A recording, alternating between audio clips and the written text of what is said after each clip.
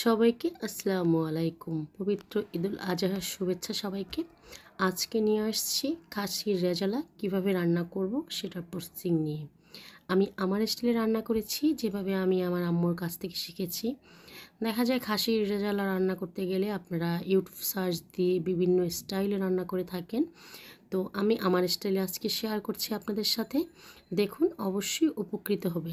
একদম ঘরোয়া পরিবেশে আপনারা কিভাবে খাসির রেজালা করবেন সেটা নিয়ে আসছি আজকে। তো আমি এখানে 1.5 কেজি পরিমাণ খাসির মাংস নিয়েছি। এরপরে মাংসটাকে ফ্রেশ করে গরম পানি দিয়ে, হালকা কুসুম গরম পানি দিয়ে ধুয়ে নিয়েছি আমি। তারপরে পানি ঝরিয়ে এখানে দিয়ে দিয়েছি সয়াবিন তেল, লবণ। আমি বাসায় যেভাবে রান্না করি সেভাবেই আজকে শেয়ার করব আপনাদের সাথে। আমি এখানে ঝালি রেজালা রান্না করব, তো এখানে দিয়েছি মরিচের গুঁড়ো। আমি পরিমাণটা বললাম না এখানে, যেহেতু ঝাল কেউ একটু কম পছন্দ করে, কেউ একটু বেশি। আমি আমার মতো করে রান্না করেছি। দিয়েছি হলুদের গুঁড়ো,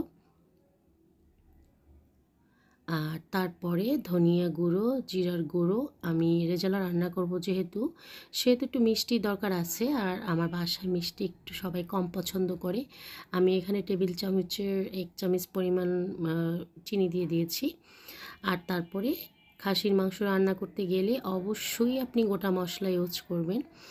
আমি এখানে স্টার ইনিংস, তেজপাতা, এলাচ, দারচিনি দিয়ে দিয়েছি পেঁয়াজ বাটা আর আদা রসুন বাটা। আর তারপরে এখানে ইউজ করব লেবুর রস। ওটা অবশ্যই আপনি ইউজ করবেন।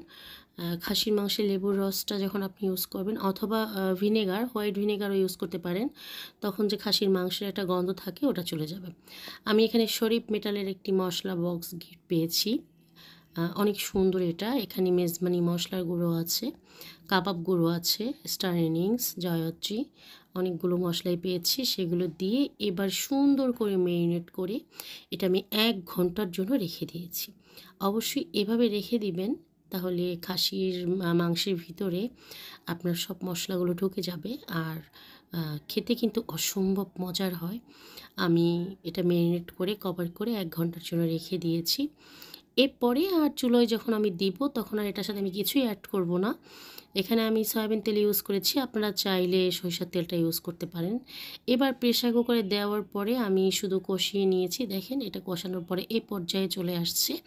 আর এখন আমি যে দুটো ইনগ্রিডিয়েন্টস ইউজ করব, সেটা হচ্ছে, এখন ইউজ করব মশলাটা কষানোর এই মাঝ বরাবর অবস্থায়, সেটা হচ্ছে বাদাম বাটা। আপনারা এখানে কাজু বাটা ইউজ করতে পারেন। আমি ন্যাচারাল আমাদের বাসায় যে চীনাবাদাম আছে সেটা বাটা ইউজ করেছি, আর মেজবানি যে মশলার গুঁড়োটা সেটা ইউজ করেছি।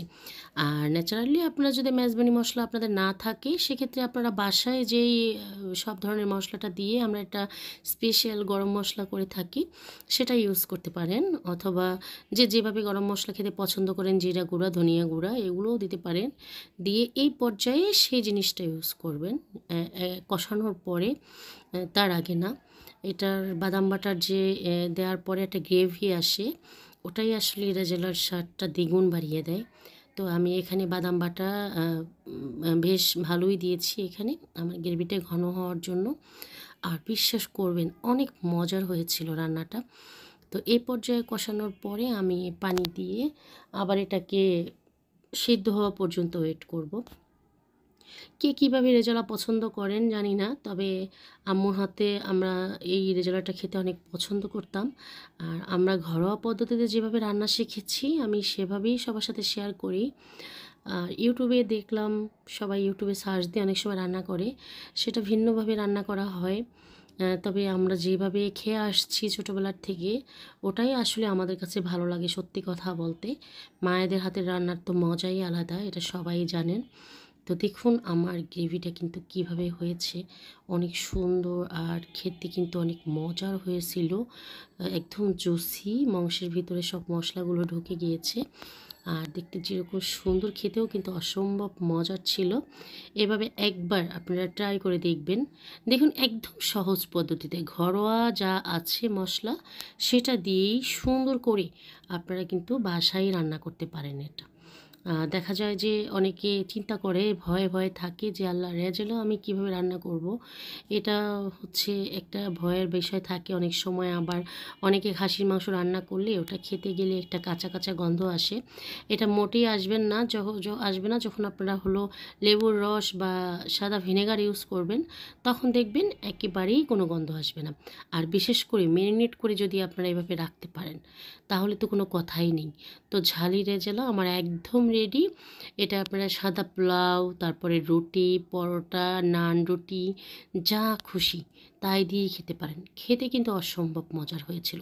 সত্যি কথা বলতে নিজের প্রশংসা নিজের করতে নেই, একদমই ইয়াম্মি হয়েছিল।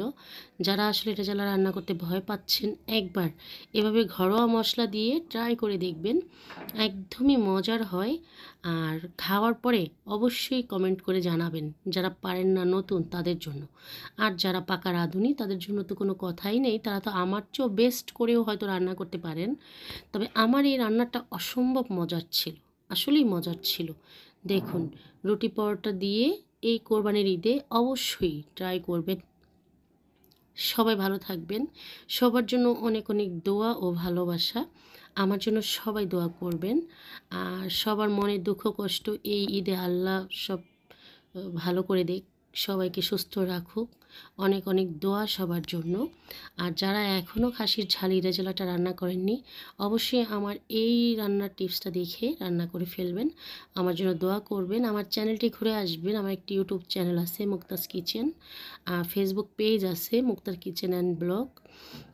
এগুলো ঘুরে এসে সবাই একটু কমেন্ট করে যাবেন সুন্দর করে। সবাই ভালো থাকবেন, আমার জন্য দোয়া করবেন। আল্লাহ হাফেজ।